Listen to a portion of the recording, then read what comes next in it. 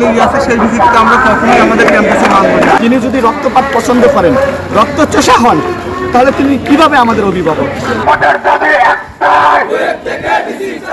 গাজীপুরের ঢাকা প্রকৌশল ও প্রযুক্তি বিশ্ববিদ্যালয়ের নতুন উপাচার্য নিয়োগকে কেন্দ্র করে সাধারণ শিক্ষার্থীদের ব্যানারে ডুয়েট ব্লকেট কর্মসূচি চলছে। এতে বন্ধ রয়েছে প্রতিষ্ঠানের দাপ্তরিক ও একাডেমিক কার্যক্রম।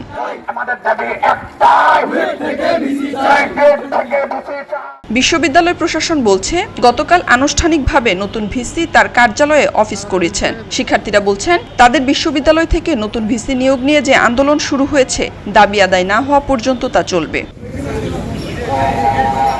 গত 14 মে ডুয়েটের উপাচার্য হিসেবে শাহজালাল বিজ্ঞান ও প্রযুক্তি বিশ্ববিদ্যালয়ের অধ্যাপক ডক্টর মোহাম্মদ ইকবালকে নিয়োগ দেওয়া হয়। নিয়োগের প্রজ্ঞাপন জারির পর ওই দিন রাত 9:30 থেকে শিক্ষার্থীরা আন্দোলন শুরু করেন। কোনোভাবেই সেই দলীয় কোটার ভিসিকে এখানে দিতে চাচ্ছি না, যে আমাদের ভাইদের রক্ত ঝরিয়েছে সেই ভিসিকে আমরা কোনোভাবেই নিতে চাচ্ছি। গতকালকে আমাদের যে ভিসি এখানে আসবেন তিনি মাফিয়া স্টাইল আসছেন।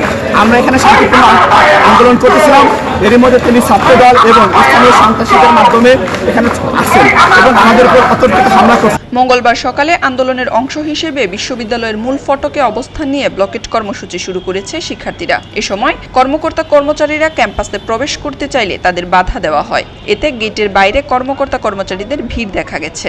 ব্লকেট কর্মসূচির কারণে বন্ধ রয়েছে বিশ্ববিদ্যালয়ের প্রশাসনিক ও একাডেমিক কার্যক্রম। সদর থানার ভারপ্রাপ্ত কর্মকর্তা আমিনুল ইসলাম বলেন, ডুয়েটের ভাইস চ্যান্সেলর নিয়োগকে কেন্দ্র করে কয়েকদিন ধরে শিক্ষার্থীদের মধ্যে উত্তেজনা বিরাজ করছিল। এ অবস্থায় গতকাল শিক্ষার্থীদের দুই পক্ষের সংঘর্ষে গেটের বাইরে থাকা পুলিশ সদস্য, গাজীপুর সদর উপজেলা নির্বাহী কর্মকর্তা সাজ্জাদ হোসেন ও সাধারণ ছাত্র সহ 14 থেকে 15 জন আহত হন। এ ব্যাপারে থানায় মামলা দায়েরের প্রস্তুতি চলছে বলে জানিয়েছেন তিনি।